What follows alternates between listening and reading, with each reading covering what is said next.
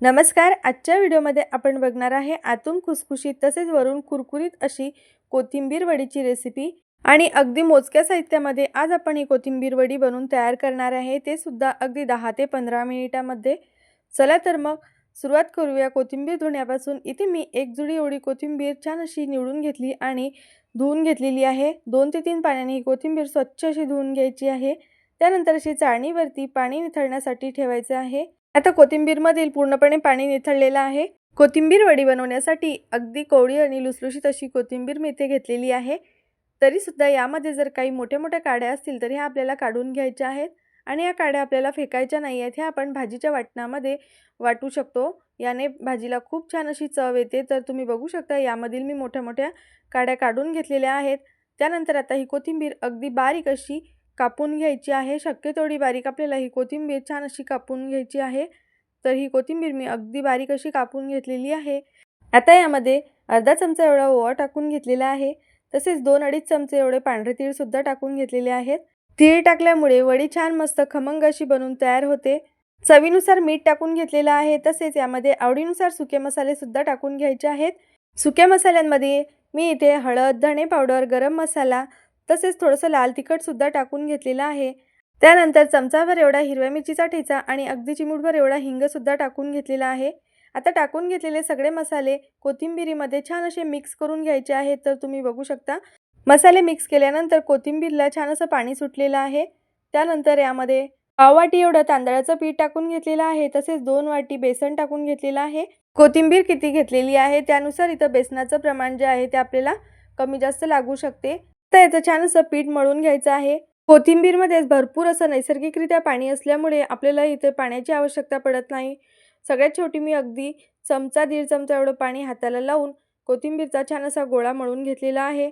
थोडा करत तेलाचा हात घेऊन आपल्याला हा गोळा छान असा मळून घ्यायचा आहे. कारण बेसन पीठ असल्यामुळे हाताला चिकटते. त्यामुळे थोडंसं तेल हाताला लावून घ्यायचं आहे आणि छान सॉफ्ट असा याचा गोळा तयार करून घ्यायचा आहे. आता वड्या वाफवण्यासाठी मी इथे एक चाळणी घेतलेली आहे. चाळणीला सुद्धा आपल्याला अगदी थोडंसं तेल लावून घ्यायचं आहे. तुमच्याकडे स्टीमर असेल किंवा मोदक पात्र असेल त्यामध्ये सुद्धा तुम्ही हे कोथिंबीरच्या वड्या वाफवून घेऊ शकता. तर इथे बघा चाळणीला सुद्धा तेल लावून घेतलेलं आहे.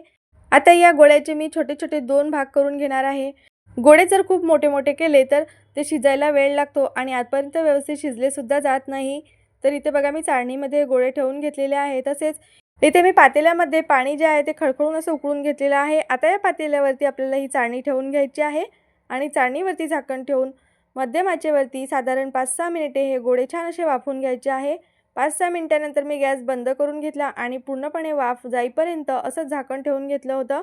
तर तुम्ही बघू शकता पूर्णपणे वाफ गेल्यानंतर गोळे जे आहेत ते आपले अगदी परफेक्ट असे शिजून तयार झालेले आहेत. एक गोळा मी तुम्हाला काढून सुद्धा दाखवते. गोळे आतपर्यंत शिजले की नाही हे चेक करण्यासाठी तुम्ही यामध्ये चाकू खोचून बघू शकता. तसेच या गोळ्यांवरती अगदी हलकेसे क्रॅक सुद्धा जातात. याचाच अर्थ गोळे छान अगदी आतपर्यंत शिजलेले आहेत.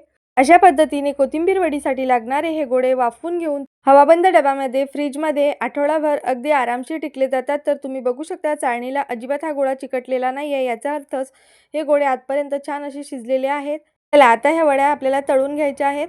तर इथे बघा मी छोट्या-छोट्या आकारामध्ये छान ह्या वड्या कट करून घेतलेल्या आहे. सोबतच इथं मी तेलसुद्धा गरम करण्यासाठी ठेवलेलं आहे. आता तेल कडकडीत गरम झालं की यामध्ये ह्या वड्या सोडून घ्यायच्या आहेत. तेलामध्ये मावतील एवढ्याच वड्या आपल्याला एका वेळी टाकून छान अशा तळून घ्यायच्या आहेत. तुम्ही या वड्या शॅलो फ्रायसुद्धा करून घेऊ शकता किंवा तुम्ही जर डायटिंगवर असाल तर तुम्ही ह्या वड्या कढीबरोबर अशाच खायला घेऊ शकता. अशाच सुद्धा ह्या वड्या खायला खूप छान लागतात. तर तुम्ही इथे बघू शकता एका बाजूने वडी छान अशी तळून झाल्यानंतर मी चमच्याने पलटून घेतली आणि दुसऱ्या बाजूने सुद्धा वड्या छान आपल्याला खरपूस अशा तळून घ्यायच्या आहेत. तर तुम्ही बघू शकता छान लालसर रंग येईपर्यंत ह्या वड्या मी तळून घेतलेल्या आहेत. चला आपली पहिली बॅच तळून झालेली आहे. आता ह्या वड्या आपल्याला काढून घ्यायच्या आहेत. आता या वड्यांमधील संपूर्ण तेल असं निथळून घ्यायचं आहे. आता राहिलेल्या सगळ्या वड्यासुद्धा मी सारख्याच पद्धतीने तळून घेणार आहे. तर तुम्ही बघू शकता मस्त छान असा रंग आलेला आहे आणि यामध्ये टाकलेले तीळ किती छान दिसत आहे.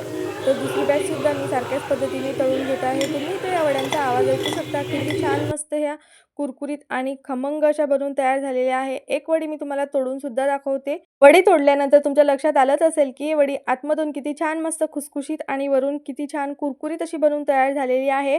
चला तर पावसाच्या या वातावरणामध्ये मस्त गरमागरम कोथिंबीर वडी टोमॅटो सॉस किंवा चटणीबरोबर खायला घ्या. आणि तुम्हाला आजची माझी ही कोथिंबीर वडीची रेसिपी कशी वाटली आहे कमेंट्स करून नक्की सांगा. रेसिपी आवडली असेल तर व्हिडिओला लाईक करा, शेअर करा आणि चॅनलला मात्र नक्की सबस्क्राईब करा. धन्यवाद.